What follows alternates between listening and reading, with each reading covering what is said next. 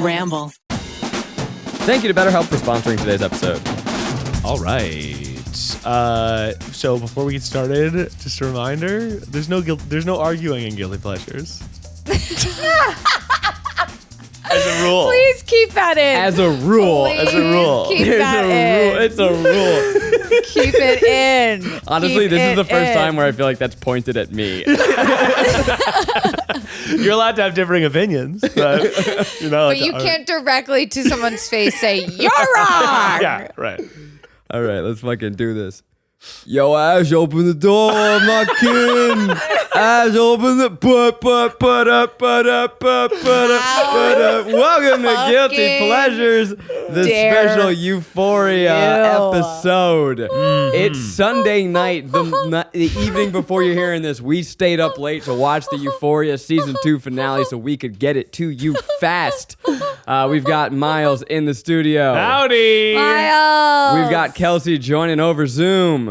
Because my boyfriend had COVID. Woo, and you're feeling good. And you're looking feel good. fine. You got the full Euphoria makeup. Well, baby, we're doing Euphoria. I'm here to show up, show out. Let's go. And we've got Maggie B in the studio with Bowie on her lap. Hello. I found out you guys were all watching it together, and I didn't want to watch it alone. Well, good thing you stepped up because Garrick, unfortunately, had the wrong time zone in his calendar, so he didn't show up on time to record this episode. He was, we were like, hey, Garrick, you almost here? And he's like, oh, I'm 2.5 2 hours away. Like, all right. Well. I saw that text message and I just went, ooh, like the way you do when you're in trouble in high school. You know, as the great Lexi Howard once said, the show must go on. Absolutely. Nice. This is going to be a little bit of slightly different episode, but probably not really. I mean, look, we're doing this real quick night before, so this is unedited, off the cuff. Miles, you normally do some heavy editing. Normally we edit. Well, Kelsey's obviously the most edited host of Second Try, but we do, generally edit. But this will be more Brady Bunch style. Shots fired. A little bit looser. I'm going to try my very best to not incriminate myself or anyone else while talking about the most incriminating show on teen television right now. We're going to get to one of the scenes, like, we're going to talk about what Ashtray did, and Kelsey's going to be like, well, who hasn't? You didn't shoot someone in high school? Obviously, should say massive spoilers ahead. Look, my opinion is normally in the show, it don't matter. Come for the ride, hang out, chill with your buds. You're going to have a good time whether you've seen the movie or not. But we're talking about something in the zeitgeist. So if you do not want to be spoiled on Euphoria Season 2, get the fuck out of here. We'll see you next week. Lots of love. Mwah, kisses. But you've been warned. We're in the spoiler zone. Guys, we just finished watching. My head's I'm a little rocked, and Yeah. we all kind of looked at each other and we said, and then we said, maybe let's digest together live on the pod. I don't really know where we want to begin. The ending's the most on my mind, but I don't think that's where we should start. No. Can I make a suggestion? Please, I'm begging please. you. From all the way across the city over here in Hollywood, why don't we each give a word of how we're feeling right now? Huh. That's really, that's good. I like that a lot. Can I start? Please. My word is blue balled. Yeah. That's pretty perfect. That's pretty good. I'm feeling a little bit like I almost came. I was right fucking there, and then like my cat jumped on the bed and clawed the shit out of my back and hurt my feelings. We've all been there. Frankly, by this season, and I know that I'm in the minority here, I went on my IG and I asked people what they've thought of this season, and it seems pretty positive. I personally feel betrayed. I feel a little let down, and we'll talk about it. But betrayed in a way that's been very fun every week. Now I made it sound sad. Yeah. My word I think is concerned. Yeah. Because I feel as though something went awry. I'm not quite sure what happened. I felt similarly. I'm very confused. That's a good word. Oh. Confused as to where all the storylines kind of went.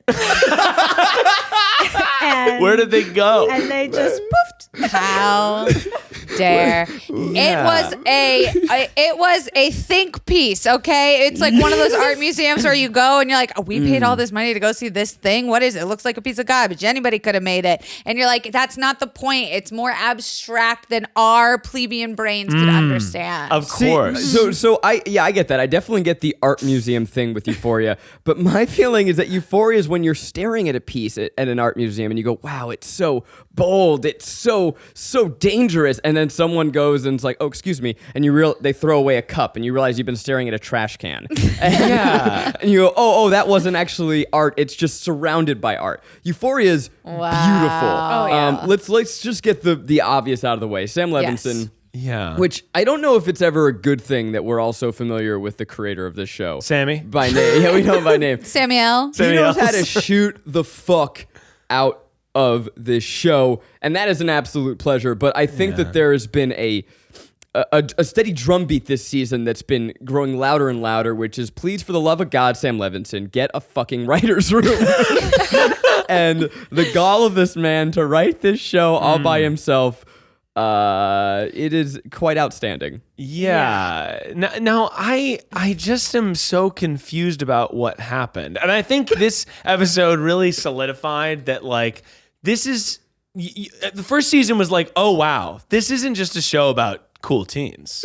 No. And this season, which it is, and this season really solidified that it's up there with 13 Reasons Why and Riverdale, and that don't be deceived. This is a show about cool teens who love guns, they love drugs, and they love to fuck hard. They love to fuck And hard. I think that the show initially wanted you to think that it was Oscar or Emmy deserving. It's A24 Miles, aesthetic, right? Be careful. And Be I careful. think this slid a little closer. And by the way, I love 13 Reasons Why. I love Riverdale.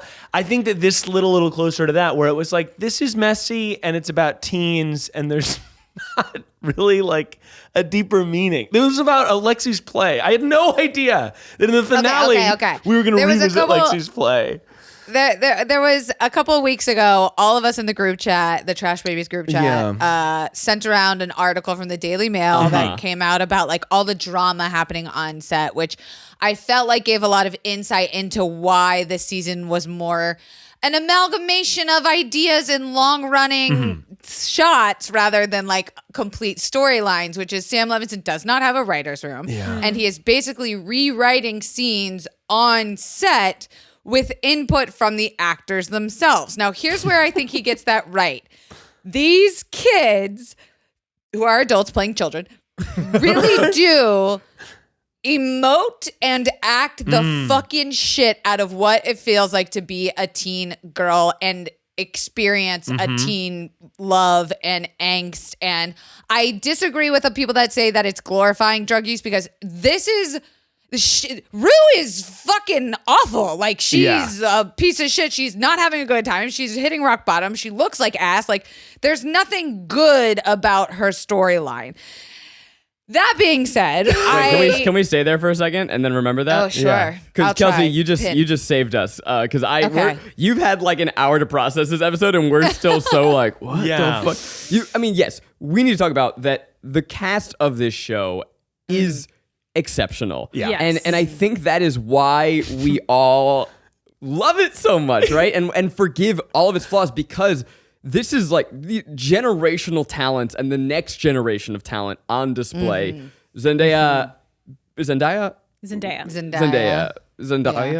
She's Michi. I think it's and technically. she is Michi, and every week she gives another like all-time incredible performance. Oh, yeah. And what was it, a couple Exhaustive. weeks ago, the episode that was all around her when she was running away from rehab. Like, just fucking outstanding stuff.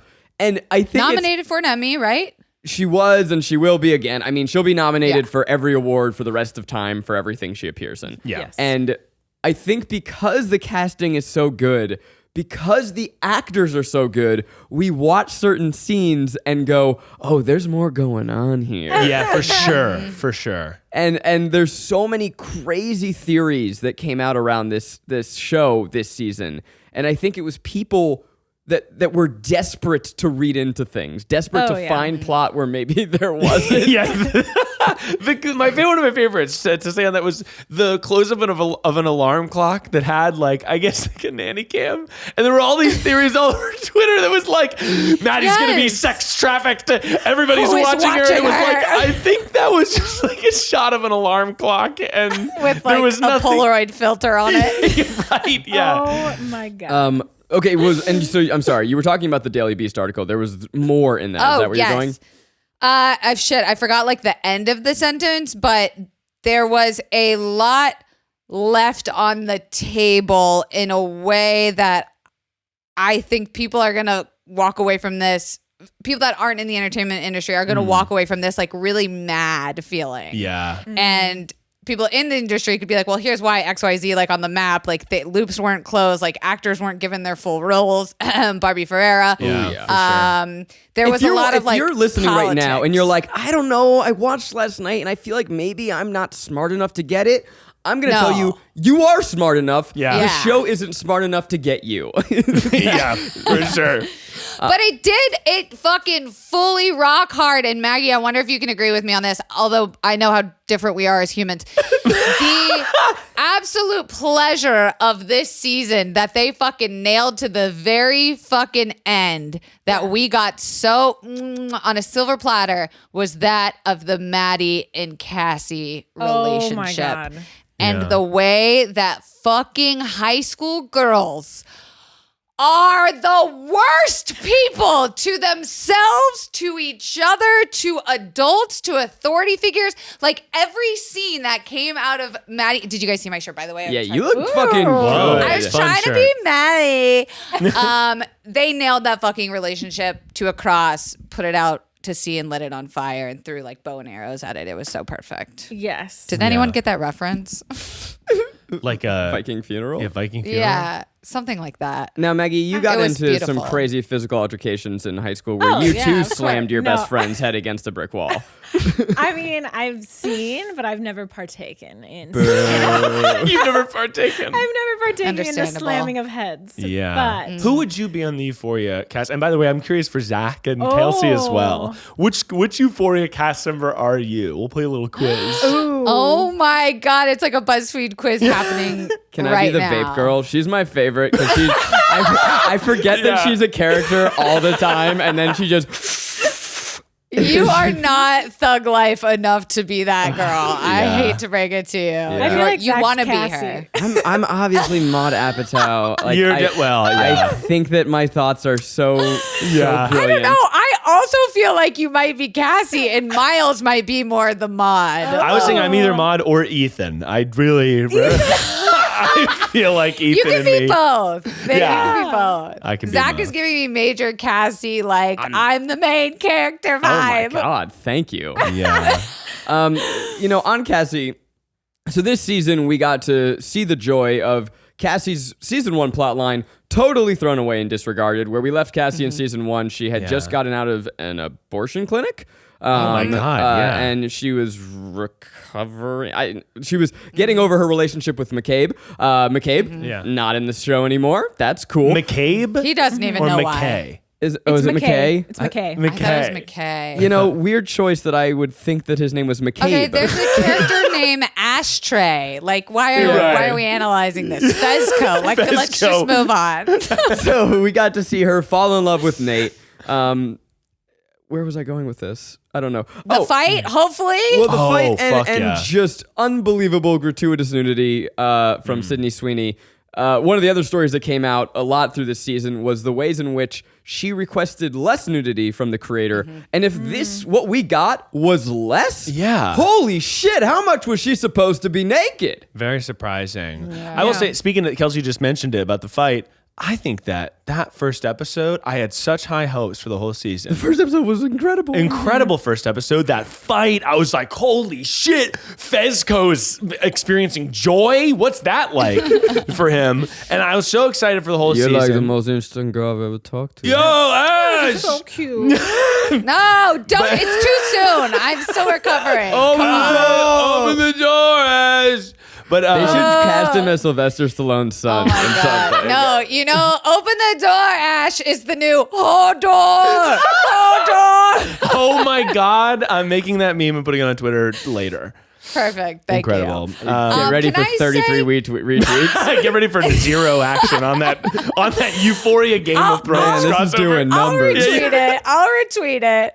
I will say though, as a bitch with a lot of rings on, the fight between Maddie and Cassie did not go as far as I think we all wanted it to. I thought it was going to go a lot farther. Yeah. She did slam her head sort of into a brick wall and then open palm slapped her across the face. Yeah. We didn't get any hair pulling. We didn't get any closest punching. It was in front of a theater, which is wow. Yeah. Yes, but when they Drama, got huh? around the corner In the and they hallway. all ended up in the bathroom together, where I thought such a nice what moment was when Maddie kind of gives this weird relationship of Nate and Cassie her blessing / the friendship may be repaired when she says, "It's just the beginning. Don't worry, it's just the beginning." Yeah. Did you read that as them repairing? I didn't read it that way. I read it as Maddie saying "Bitch, I'd rather be you than me," and good fucking luck. I've already went through this shit. Oh, Yeah. Because my take is Maddie is actually more emotionally intelligent than we give her credit for. I agree. She has matured quicker than Cassie has. Cassie's still coming into her own as main character, whereas Maddie is good. She went through her abusive shit early. She's now she's gonna next season have a lot more grown. She's not gonna spend her time fighting over a boy. Next season she's gonna have some real grown shit drama, hopefully. This podcast is sponsored by BetterHelp Online Therapy. Relationships take work, right? A lot of us will drop anything to go help someone we care about. We'll go out of our way to treat other people well. But how often do we give ourselves the same treatment? This month, BetterHelp Online Therapy wants to remind you to take care of your most important relationship, the one you have with yourself. BetterHelp is online therapy that offers video, phone, and even live chat sessions with your therapist, so you don't have to see anyone on camera if you don't want to. I've been using BetterHelp, and I love having someone I can talk to once a week, but also the ease and the flexibility. My schedule is chaotic, and frankly, for years, I wasn't taking the time for therapy because I was like, when am I going to fit it into my life? Well, now with BetterHelp, I can do it. I can find the time every week, and it really has made a world of difference. I forgot how much I love therapy.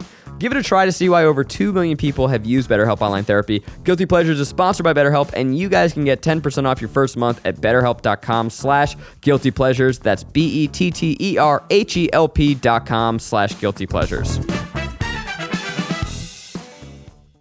And I think that Alexa Demi is maybe my favorite actor on the show. I think she's the fucking best. incredible.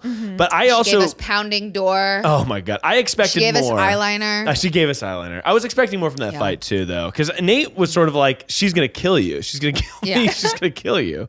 And I don't think we necessarily paid that off. But and the internet was ready for it, right? After the Super Bowl, it was fuck that. We're over that. We're ready for Cassie versus Lexi, or not Cassie versus Lexi. Maddie. Cassie versus Maddie. Yeah. And we never got that. I mean, and then the shot in the bathroom, there are these moments where Sam Levinson is capable of this subtle brilliance, right? Yeah. So you have this long tracking shot. You see that Cassie's got her face cut up, and then we go down and we see that Maddie is icing her foot, her ankle with a Coca-Cola. With not a broken nail in sight, bitch. Yeah. But you go oh, okay, they had a fight. She twisted her ankle. They had to stop. And that's a really lovely shot. But that's not what I wanted. No. I wanted it to become Fast Five. I wanted to see The Rock versus Vin Diesel. I wanted to see Maddie throwing Cassie through a window. I wanted that first season, the first episode Fezco Nate fight to be Cassie and Maddie. Oh yeah. I was going to say, I wanted the FBI shootout level of Cassie and Maddie's scene. So two things that kind of confused me about the episode, Okay, and also let's the go for direction it. of the show. And by the way, I want to preface this. I like the show. You love it. I love the show. I think that it's really fun to watch. Do I think it's a perfect show? no, but nothing is. And I still was telling Zach this before we started, but I don't have discerning taste on pretty much anything I watch. I feel like I mostly like pretty much everything. And I feel this way about Euphoria too, where it's like, is it perfect and this crystal of indie brilliance? And no, but it's really fun to watch, and the actors are really good. It's shot very beautifully. It's shot very pretty. I've had Zach like rewind takes. There's like this one shot where they're just like going up, and there's a bunch of like telephone wires, which objectively telephone wires are never beautiful. Yeah, and I was like, wow. That shot. Gorgeous. Go back, Zach. Yeah, no, it's so much. It has the regular plebeian person saying like, wow, that's pretty color they use. No, and I can appreciate incredible. that for people watching film. I don't have a deep appreciation for film, but I feel like they got me. Yeah. You do by proxy. Yes. And so anyway, so the thing that was a little confusing about me, the shootout thing, I felt like about you was about things about. Oh my God, I'm discovering something about me. The thing that's kind of confusing to me is the show posits that Rue and Lexi have this sort of that's the main focus. I wrote this down. Of the whole season, and I feel So like that's did the I. least interesting part of the entire show to me, is their friendship. And Lexi as a character is just not what I go to Euphoria for, but they really pushed it. Really glad the finale focused on what the fans have been demanding. More Rue and Lexi. Yeah. It's just at no point in the show has that been what I cared about. And frankly, Lexi kind of just seemed to be there to remind us of who Rue once was and maybe could be again. Yeah. But I don't really care. And not only did the finale posit Rue Lexi as the most important relationship in the show, it fucking isn't. This whole season made Lexi and Fez the main characters. Yeah, right. What? Oh, Fexy. We're talking Fexy hashtag, we stand. baby. We fucking stand. Obviously, we stand. We stand, but to not even get a fucking kiss. Yeah. Not kissy even kiss. Lexi is that fucking prude. I'm sorry to say so, but they strung us on all season for Fexy, and we were here for it. And then we didn't. They I would argue, though. us I would argue the show gave us finding something out. even more erotic, which is discussion of Little House on the Prairie. Yeah. Oh my God, never Girl, seen it. I was melting. Can't tell you. But like seriously, no one ever questioned Rue and Lexi's relationship. Like they were always there for each other. It didn't matter how much time had passed. They were always like each other's plan D, and it always worked. So to see it like repaired in this beautiful moment, I was like, I don't care, and it's not really earned. And then I felt the same way. We were so confused when it went back to the play, and I was like, did they just recreate that scene? Oh yeah. This play. I fucking hate this play. We all had a gotta talk in about unison. this We play. went, huh? Because the play seemingly ends. Rue calls Lexi on the phone, says, I loved your play. It really moved me and allowed me to not hate myself. And then we cut back to the play, and we're still in the play. So hold the fuck on. Are we to understand that Lexi wrote into her play Rue calling her on the no, not the future. Rue calling her on the phone and saying that was exquisite. Yeah. And then they the time jump. The end didn't of work Lexi's for play anybody. is Rue telling her how good her play is, which is kind of like Sam Levinson making a play within the play to tell us how brilliant his writing is. Yes. And can we also agree that there were multiple moments that went on for too long this season? It felt like scenes were dragged out for drag's sake. You One don't moment think in particular. the song that Thank Dominic you. Fike played was Thank long you. enough? Because I feel That like was- it could have done for another 10 minutes. Beautiful voice, gorgeous man to look at. That was about as hard to watch as in Camp Rock when Joe Jonas looked directly into Demi Lovato's eyes and sang at her for 2.5 minutes. That made me feel uncomfortable. He sang the chorus like 3 times. It was really And then long. it was revealed that Zendaya and Labyrinth wrote that song together, and I was like, now we're just stroking our own dicks. Yeah, that was You a know? lot. You know for a fact that Dominic was just playing that on set one day, and Sam comes up to him and goes, Dominic, we must do this. that. Throw today's scene away. Yeah. Forget what I've written.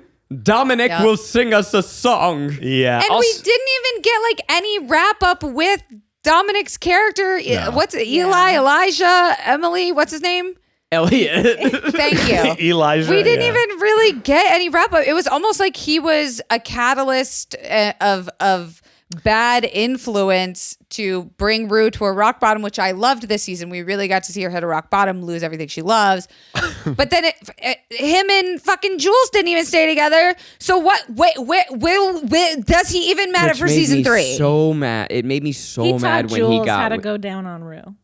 That was his. That was a pretty hot scene. Get that though. from Pornhub. And do you think that would work if someone kind of made out with your hand and that said, scene was pretty hot? This is how I would eat you out. That was a worked spicy on you, scene. Miles. It was hot because they're adults. I don't know if I should be watching this. I was like, they're adults doing that. If you were actually watching teens doing that, you would be like, horrifying. Stop. I mean, that's one of the big problems with the show is that it's like the kids going to gym class and then fucking so hard. I've never even seen anybody fuck that hard. I mean, but you didn't go to school in Florida then because every guy thought they were fucking James Dean. Well, so another thing is that I was thinking about, I think that it's, and I hate to say this, but I think it's probably good that they put Ashtray down. I mean, the kid has fucking problems, man. He's killed 2 people. He beat the shit out of Nate's dad. Like, Fezco does not have a hold on Ashtray. I'm glad you said it. I'm glad you said it. Roy just came out of my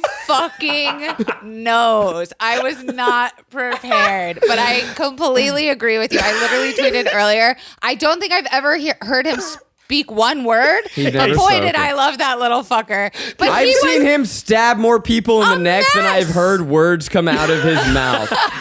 When stabbing someone in the neck is your go-to move, we need to talk about Kevin. He was we need to talk about this kid. He was just cute, and people fell in love with Fezco, and the producers were like, "We're keeping this bitch on. We're making him a fucking star, but we gotta do something. What'll get people? Oh yeah, just fucking, just."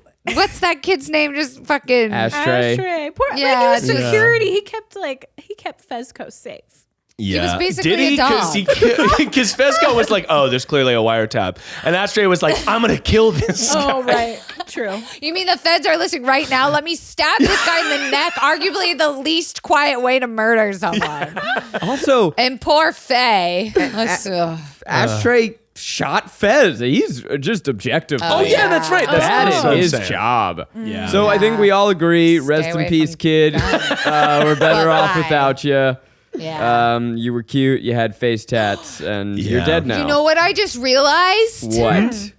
That means because Fezco lives, that means Fezco and fucking Cal are going to be in jail together next season. Ooh. That is so weird. Right? Because Cal is also going to jail. Okay, let's talk about Cal. So Cal went from like ultimate villain of the show to Sam Levinson saying, no, I will redeem him. I'll show you that he was just tortured. And that means that he is okay to videotape people without their consent. Was Cal worse than Nate? I don't know. Yes. Nate was pretty bad. Well, okay. Cal videotaped like hundreds of people. Some of them were children. Kelsey, what are you talking about? Okay, but the emotional terrorism that Nate pulled. Yeah, I don't know. Nate's also a monster. In everyone's defense, this show made you just totally forgive and forget everything Cal did. Yeah. And it made you want to believe that... McSteamy. Whatever. Anyway, Mark Sloan. I want to say, so Cal, like 2 weeks ago,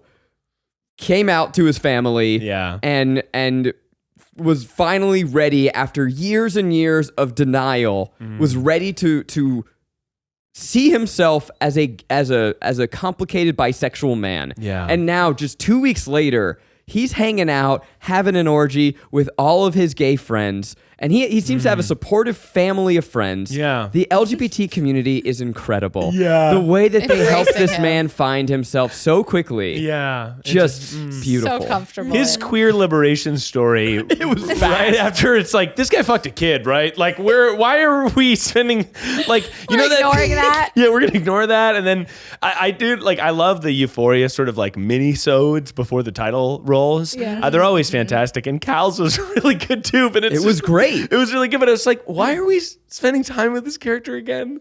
I don't know. Yeah. I guess it's complicated. Yeah, and the thing I hated about this episode, because I so fervently heard myself going, no, was that when Nate decided to be the one to throw his dad in jail after being a horrific person, there's no one in their right mind who watches the show that's going to feel bad for Nate. So, like, what was the point of that? Yeah, right, because he's so evil. And actually, here's a clarifying question. So Nate gave Jules the tape of of Jules and Cal. So, and then he said, "This is the last copy. There's no more." Did Cal have sex with other teenagers? Because it seemed like he did. Yeah. Is that confirmed? He said hundreds of underage girls. Oh, okay. That was like in another episode, I think, that he was like, you like to fuck underage girls, so I'm going to tell people about, like, it was definitely not the only time. Yeah. Oh, okay. Because I was confused, because I feel like initially he was just like, I didn't know, and that was whatever, but I guess, yeah, right. Did say that. Who fucking knows? Who knows, yeah. I wrote a lot of He was in questions. denial. I wrote questions before the episode to see, because there was a lot of story plots this season, and I wasn't confident that we would be able to pay them off. So I'm just going to read the questions that I had coming into this episode, and we'll talk about them. The first, what's going to happen with the suitcase? If you remember, Rue had a suitcase full of drugs, and she didn't pay it back. Big blue ball. That Big was blue a ball. significant We had the big old suitcase. blue ball. introduction of a new character, Lori, this very terrifying drug pin who implied that she would sell Rue to sex slavery if she didn't pay back. Okay, so that question, the answer is absolutely nothing. Yeah, what the fuck? Question 2. What's going to happen when Rue finds out about Jules and Dominic Fike? I mean, that was a huge plot line, right? The whole beginning of the season was this love triangle, and then Jules gets together with Dominic. What's going to happen when that finally comes out? Nothing, I guess. Blue balled. Yeah. Why introduce Dominic Fike? Really thought that his plot was going somewhere. Maybe I thought that he was going to OD and die, and that would help Bruce see the light. Oh, yeah. No, okay. It turns out that we wanted to hear his song. Yeah, that was, I was going to say. Why He's was promoting Samantha... his EP. Why was... I do like Dominic Fike. Why was Samantha filming Maddie? Who gives a fuck? I don't care. What's going to happen with Lori? Who gives a fuck? Who's the third Jacobson son, or was that a continuity error? Psh, who cares? They had a third son? Yeah. That's the whole conspiracy theory, was that Ashtray was Cal's third son. Oh. But the timeline is off and the ages are wrong. So we kind of debunked that last week, but there is a third son and they're not telling us anything. So we still don't know. And then my really one of my biggest questions is, why abandon the voiceover cold opens? That was one of the staples of Euphoria. Was the cold open, it was heavy VO, and you would learn something about a character, and they stopped that halfway through. And because they told us everything that they knew that they had written. I guess. Exactly. They only wrote 6 episodes. Well, and it just feels like the show forgot what. Who it was. Didn't even know what it wanted to do anymore. And I just find it so crazy that you have the final 2 episodes of a show where your 2 main characters, Rue and Jules, right? Do we agree they are the 2 main characters of the show? 100%. I mean, there are others, Supposedly. but they sat in an audience and watched. They did nothing. But I mean, writing 101 is to make your protagonist active. They didn't do shit, and I just can't wrap my mind around it. I honestly think that they could have, it almost would have been better to do 1 episode less and have the full last 2 episodes be the finale. And enough may have happened in there that I would have been satisfied. Because there's just so little happened. And it's also this play, what's really going on here? Our life. Our life. But by the way, one thing I did love was that moment in the show where they pan across the actors' faces in the play. Not in the show, in the play. They pan across the cast's faces. And it really feels like Euphoria is a show about a theater troupe that changed the world.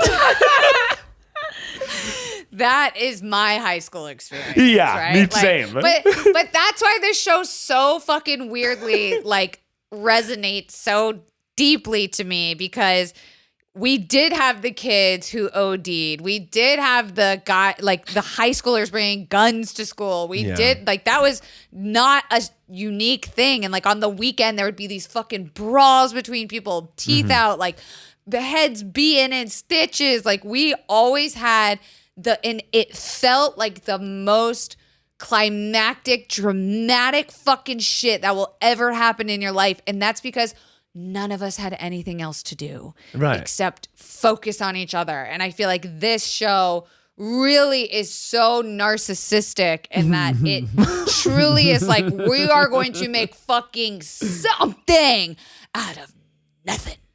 Yeah. Did you guys feel throughout the season felt like I was watching disconnected shows? Like the Cassie, Maddie, that whole friend group, like I loved that. And then whenever it went to Rue doing drug stuff, I'm like, great, this is a cool show. And they never intersected really, except for Rue outing that Cassie was sleeping with Nate. But like those were separate shows. The plot lines didn't cross.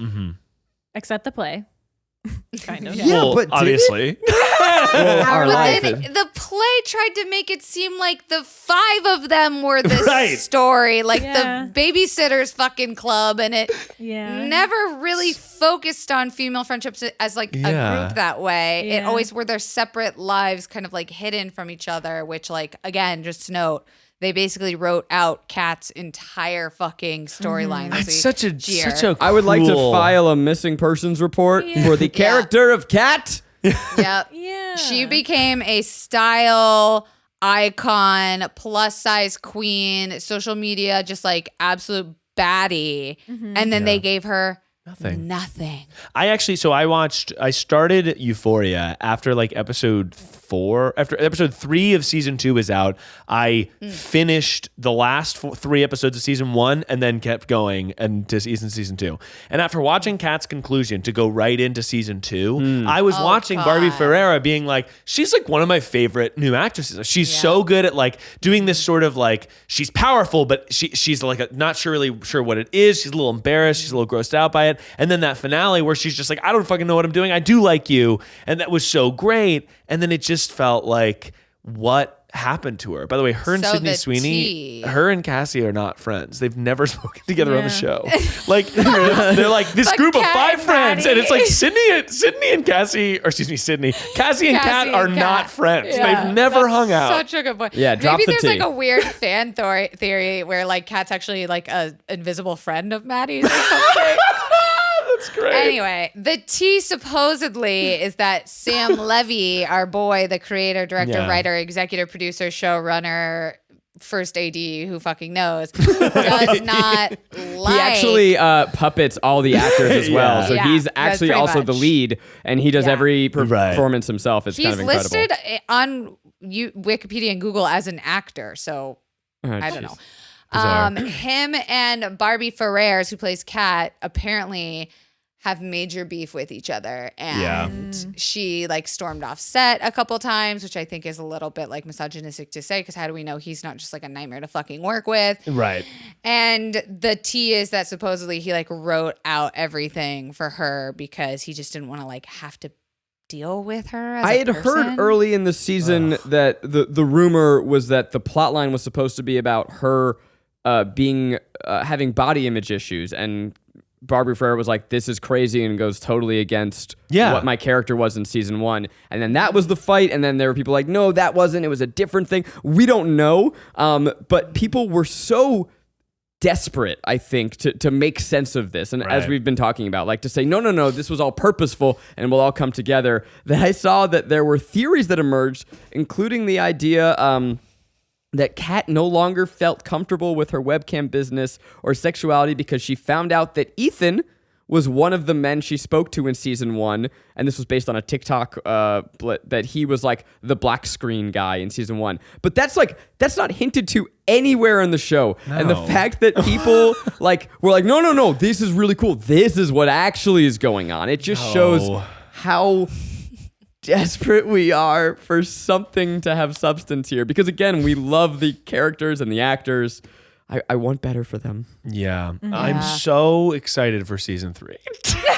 So this is as soon as it ended, Miles goes, that was weird, right? And we all were kind of reeling from it, but I think you helped put it into perspective for me where there's not a single plot that I'm looking forward to in season 3. No. And I don't mean that in the word means of like, oh, I am jaded.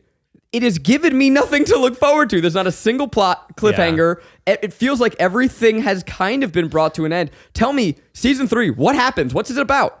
Okay, you're gonna maybe drag me, but it was giving me a little bit of Candid competition vibes. And at the end, she was like, and for the rest of that summer, I stayed sober. And then she just kind of like starts walking out in the distance. I was like, what? No, stop. Why? This is not how Euphoria fucking does its endings. I thought they were going to hard cut to her doing drugs. Yeah, they should. Kelsey, first of all, drag you. That is the nicest and greatest thing anyone has ever said to me. Yeah, I also was just, I mean, the season 1 finale had one of the most breathtaking final moments of any show I've ever seen. The Labyrinth song, and like she has that full dance number when she relapsed. Like that elevated that show from good to holy shit. And you are right. This is like the most trite teen movie bullshit. I totally agree. What? She just walked into the parking lot to her fucking Camry. Where's she going? First of all, and was that play happening in the middle of the day? That's like not how plays work at school unless you're doing a Sunday matinee, which we did do once or twice. Actually, 2 days. 2 days on Sundays. It obviously. looks like sunrise to me. So I think that our life was so endless, so long that it went into. And actually, rumor has it that Lexi's play is still going on right now. Oh my god! It was the theater production budget. I know that was more of like a last week funny joke, but. That play was $1 million budget. That set, the rotating set. I was no high school in Los Angeles. No, that is Broadway level. I was Conrad Birdie in high school, buying my own dress at a thrift shop where Conrad's trying to be like undercover. But but the show. I do wonder if there was production constraints, and maybe they'll say that, but it's almost like. I feel like something went wrong. It's like this couldn't have been Sam's vision. He couldn't have done this. Like the dance number at the end of season 1. Again, how could that be the end of season 1? It's almost a meme. Like see that compared to Rue like standing in the parking lot. Crazy. And at the end of the summer, the world hadn't changed. I changed.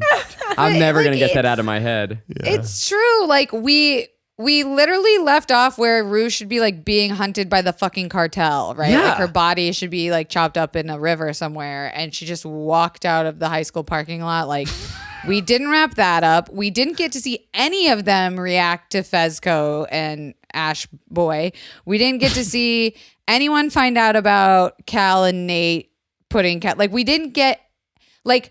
I don't know how they're going to make up for this much stuff being left undone next season. And by the way, we don't get another season until 2024, y'all. Whoa. Wow. Will we even That's too long. I'm going to say something that I shouldn't say. Uh-oh.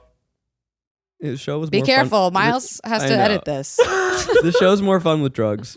Yeah. This season was about...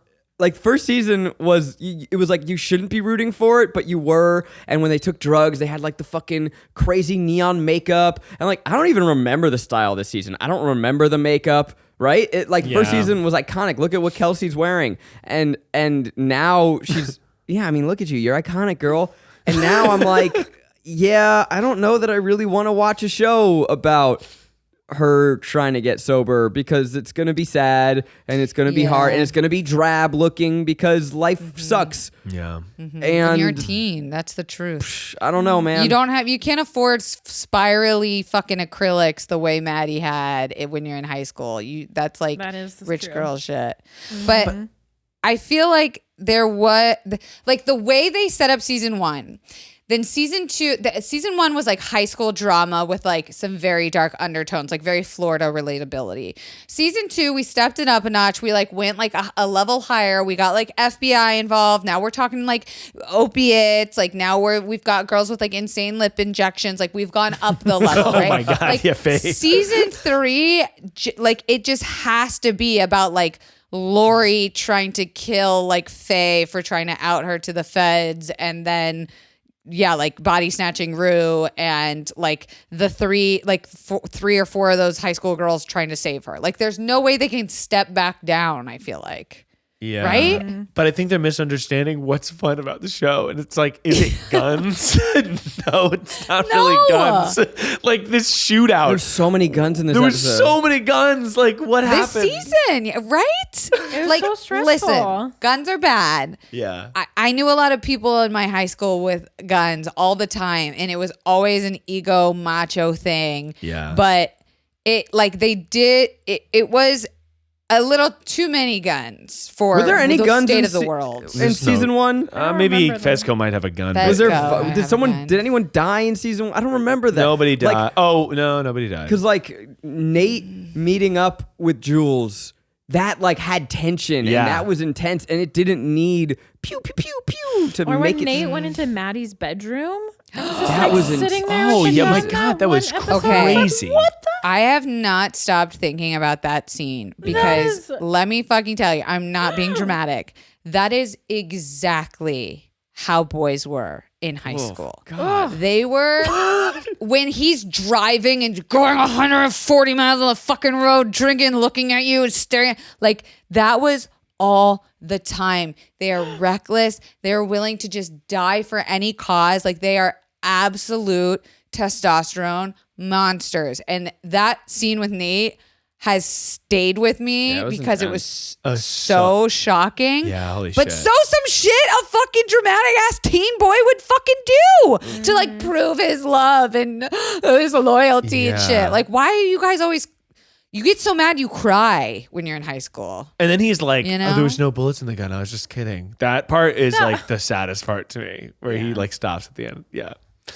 Which I didn't believe. I was like, nah, cop out. What are some moments Pussies. throughout the season that we haven't touched on that are sort of like iconic? Well, this episode did. I mean, we talked about wanting more from the fight, but it did have Cassie running on stage during the play. Really funny. We all gasped. We loved it. It picked up with her being the raptor from Jurassic Park, which I loved, looking through the door. Yeah, great. You had when she was on stage, someone going, "That's racist." Oh yeah. Which made And us all- show me your boobs. They had that too, which was very high school. Yeah. I do We want. had. Oh, sorry. I was going to say from the season this year, the like iconic moments you got were a lot more slow motioned, I feel like. Is it just me Yeah. or was like everything in fucking slow motion this season? A lot of slow-mo. Yeah. But all I can think about that we got this year that were like iconic moments was every TikTok sound that Sydney Sweeney gave us, screaming and yelling and being emotional. It was good for the memes. That's a really good meme. It was a good meme season. I'm looking through. I went on Yes. Instagram and I asked people's reactions and burning questions, and I'm happy to say that we've been crushing it. We got them all. Woo! Every Nice. single How long have question. we been every recording? 47 minutes. Wow. Oh my lord. You know, actually, here's one other thing that I wanted to posit. Okay, the show, our life, obviously. Sorry, don't even. Oh, need to the say show it. within the show. The show within the show. Our life. So there's many moments throughout our life where we're seeing backstage. Maud Apatow's running around. She's telling people things to do for 10, 15 minutes. What's going on stage? I could. Yes. Are there other You're scenes? asking important questions. Are there other scenes with the like, fucking dollar store Rue where she's doing stuff Dollar store. without Lexi? Because I was just like, she's backstage for a long time. Like, are they just doing set dressing? Like, are the lights out and they're just playing music? It's a 6-act play. They didn't tell you. There's 6 intermissions or something. Yeah, that was fun. It was unbelievable. But in that Daily Mail article, Maud Apatow did say that came from how she actually was in her senior spring musical, running as a producer and a stage manager. That she was like tyrannical and Oh yeah. like That's ruined not people's surprising. lives for Wow. her. Senior Okay, year. God damn it, Sam Levinson. Like, yes, it's cool that you talk to your actors for plot suggestions, but that doesn't mean that they get to write the whole show. You are the writer for a reason. We need you to write this show. Yeah. Don't just ask don't Maud know. what she wants to do. But here's my problem with that. He is the son of a very wealthy, famous director, right? Barry Levinson, his father, Oscar-winning director, directed Rain Man, Good Morning Vietnam. Okay, Incredibly so talented stacked. man. Like, how fucking hard was your life in Orange County / Malibu. Like, what kind of thug shit makes you feel validated to write this? Which, like, addiction can hit any age group, demographic, like 100%. I believe him on that front. But you can tell that he's not writing these characters like teen girl drama, and the girls are having to show up to set and go like, that's not how it would go. We would do it this way. And the balls of him to write teen women, to write teen girls, to write a trans character, to write gay characters, to write all of these different identities. That's why he cut the one black guy. He was like, I can't do that one. That's one I can't write. Yeah. Seriously. Get a fucking writer's room, dude. And I just like, I can't with the whole auteur theory and people that think that their singular unique vision needs to go through like. And Jeremy O. Harris is a fucking co-producer on it. Wait, Jeremy really? O. Harris, if you don't know, he is the playwright of Slave Play, and so many other fantastic, He's incredibly talented. Yes, like young. With the zeitgeist, and like, that. I wish that there was more influence of like That's wild. those people Because he's involved. incredibly talented as a writer. It's surprising that he's like a part of it. Mm-hmm. I will say, it sort of seemed like True Detective season 2, where Big letdown. and big letdown, sort of weird. So the more we're sitting with this, the more we're not happy. well, I cannot wait for season 3. I'm gonna watch the fuck out of it. Because you just brought up, Yeah. you just dropped True Detective season 2, and that is not a good thing to be compared to. Well, because Here's I the think thing, season it's- 3 is gonna be good. I think that Yeah, season and 3 will because be good. if it's not Mahershala that I becomes a high didn't- school student, Holy I'm fuck, fucking dude, that'd on be great. board. It's not. It's the same thing with season detect. What the fuck? It's True the same Detective. thing with True Detective season 2. It's not that I didn't love watching every minute of it. Yeah. There were just minutes that I was on my phone and looked up, and like the same shot was still happening, and the same emotion was still happening, and then I was really let down by the finale. Or We blue-balled were by the friends, but you were my only friend. Whatever that song. finale. Yeah. That nailed it. I really nailed that song. I didn't know. That I don't you think were we've had singing. enough of Maggie in this episode. Maggie. I told you guys, I'm like, I feel like I'm here for the ride. I was not expecting to be on camera today, so I'm just hanging. I'm trying to imagine like trying to get in between the three of us talking is like fucking trying to jump into like a double Dutch competition. You're just like, no, I'm too scared. Never mind. I mean, as soon as the episode ended, Maggie looked at us and went, I already said it. "Oh, I was like, where'd the story go? Yeah, Where'd where'd the story go? Where'd the story go? Where'd the story go? Oh, here's one thing I was gonna also posit. So you know how Zach, who's directs? Not Zachary Levi. Sam Levinson. No. The guy who directs Batman vs Superman. Oh, Zack Snyder. Zack Snyder. So people say that Zack Snyder, the reason his superhero movies don't generally work is because he directs moments, not scenes. Sure. And I actually think that that's pretty apt for this show as well, where there's the way it's edited, the way it's done, there's a lot of moments, and some of those moments are fucking incredible. Like the moment where Jules says, you hear Jules's voice while Rue is having that freak out before her parents are trying to send her to rehab or whatever.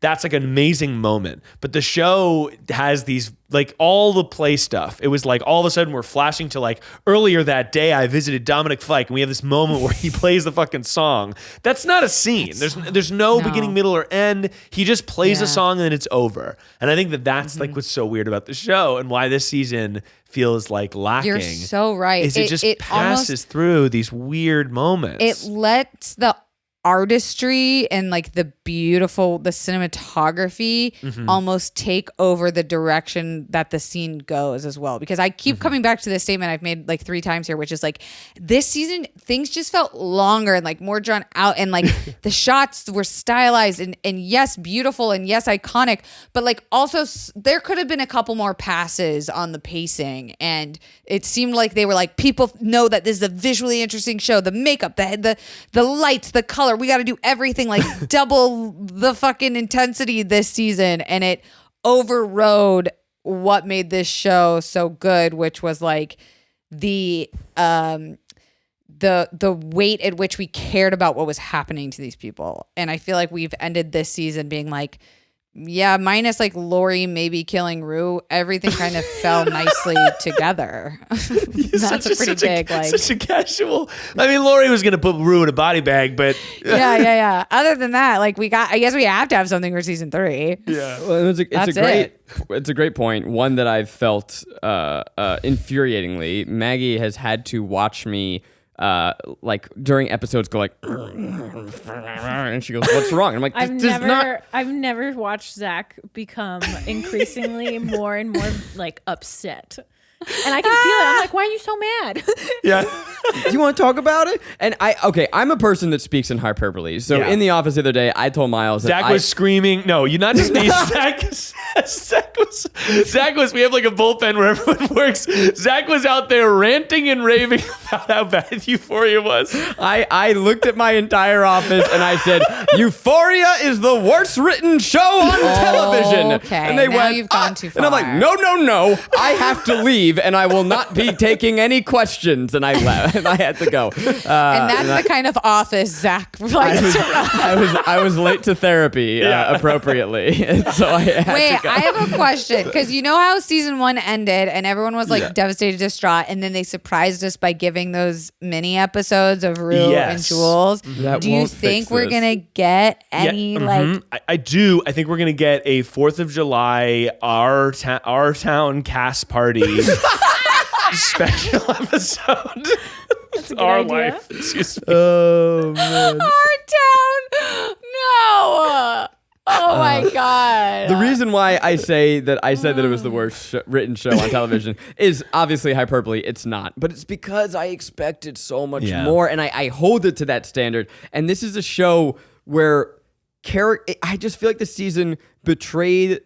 There's my word of the day. Betrayed who the characters were. And I felt that way the whole season. Like, watching Jules make out with Dominic Fike, I'm like, this is no. Yeah. What is this? Mm-hmm. This isn't what? And like, okay, the Cassie thing I could kind of get, but like, I don't know. Just, it felt like he just kind of picked characters up and put them other places as opposed to writing story.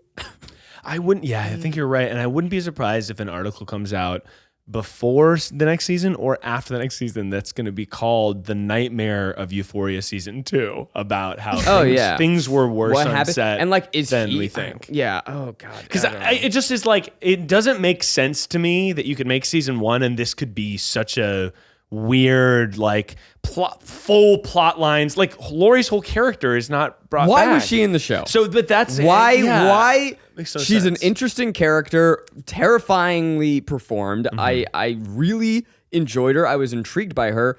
But now we're done. This is a complete work of art, right? And don't you fucking say, no, wait for season 3. No. Seasons are a complete unit of storytelling. And stories are what happens when a character moves through the world, right? It should be based on who they are as people. Why was Lori here? Yeah. What was the conclusion to that? She has an amazing voice. But that whole scene, like almost, I wish they had just given us like, maybe as Rue's in the parking lot, a fucking SUV, a white unmarked van is driving up, or like, anything. Yes, there was no tease of what's to come. She's set up to be a villain that we will remember for the rest of time. Yes. We will put her in the same category as, I don't want to give away any spoilers, so I won't name any other dramatic shows with a surprising villain. But she Agent Smith. There you go. From the main. Sure. Everyone's seen it. Same thing. But like, you're fearful of her, and every scene with her, everyone was on the edge of their fucking toes, and then like, I keep going back to Faye. Like, she fucking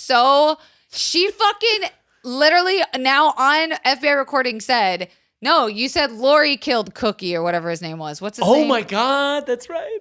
This would require some like jumbling, but like, it's as simple as in that scene when Fezco is about to get raided by the police. You have them say something about Lori, and what's Cookie's name? The guy who gets stabbed in the neck? Cookie. Oh, that guy. No, Cookie was from season 1. And season 2, his name was Counter or something. Who cares? I thought it was Mouse. Cabinet. No, Mouse got killed. Ashtray killed Mouse. Oh my God. Oh yeah, Yes, you're okay, right. When you give a Season mouse a 1. cookie. All right, so the And guy, then- yeah. whatever, guy number 2 who gets stabbed in the neck, we don't care what his name is, let's call him Cookie. If Counter, Cookie I had think is just his said name. something, like if he said something like Lori, and he goes like, Lori's after your girl Rue, she's coming to get her, and then he gets stabbed, like whatever, just something so we know like, oh no, this is coming. Right. Do we then think Faye is coming back next season? Because I liked her. Faye is a really interesting character. why was she in the show? I actually think that she brought loved this her. weird, because she was there to sort of befriend Fezco and to Yeah. like offer some Fill sort of in this weird place that was Yeah. like not sexual, but like Right. Yeah. it's weird because every drug dealer I know has a bitch that hangs out at their house like that, where you're just like, yeah. who the fuck is this messy ass? Like, you get this like messy bitch where you're just like, where the fuck did she come from? And she ended up playing this like integral part of their relationship and like their house dynamic and Fezco's ability to like be a good guy. And Right. I hope she comes back next I did season. like her. I wanted to know more. And like, I would have fucking loved to cold open about her. Oh my god! Oh my god! I Totally. would've- Yeah. Did you hear the rumor or the story? I think it's true about her first day on set. So Yeah. there was a scene where she gets kind of shoved through an air vent and escapes from the cops, and Cookie, who we've decided is Cookie, shoves her up there. And originally, Sam Levinson wrote her as naked in that scene, and she was going to be getting shoved naked up into a vent. And I believe her background is porn, so she's like, "Cool, Yeah. seems weird, but whatever, I'll do it." And fuck, Yeah, I believe she's an adult actress, and people think that Sam Levinson cast her because she did Euphoria porn, and people were like, think that Sam Levinson watched that and then cast Well, her. I mean, she's got a great look. She's specifically- fun. He specifically, Sam Levinson asked her to be in Euphoria. He cast her in casting- this. Yeah.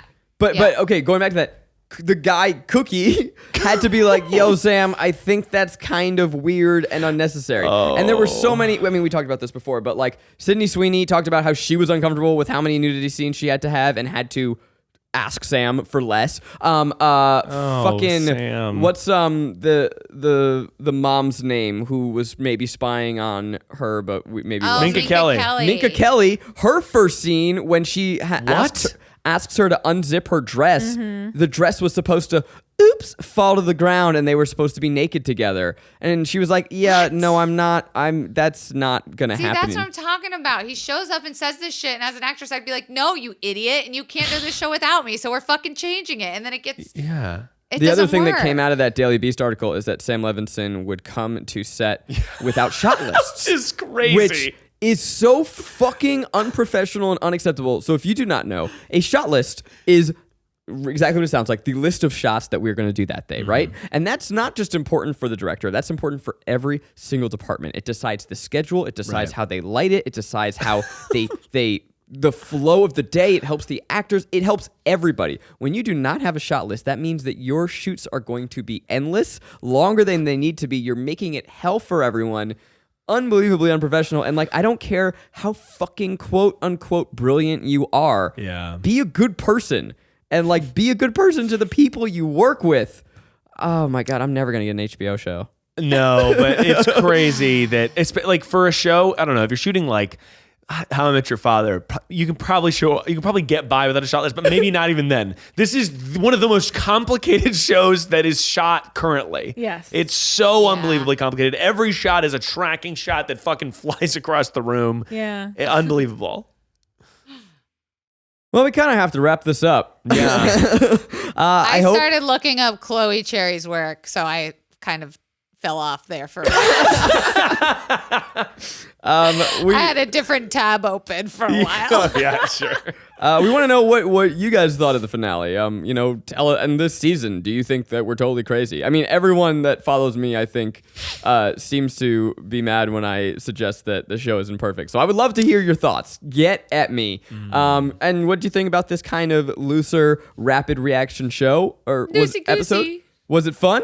Or should we never fucking do it again? Tell us. Let us know. I had a good time. I had a good time. I mean, it was nice to just kind of Shoot it. I miss Digest. Rick, but I sure do love having Moogs and Miles around. Hey. Big shoes to fill, but thanks for We're like having the us. Ashtray and Fezco of the show. Yeah. Who's who? I think Which one's which? You're Ashtray? Yeah, I think Maggie's Ashtray. Just kill me now. with the little amount she's spoken this episode.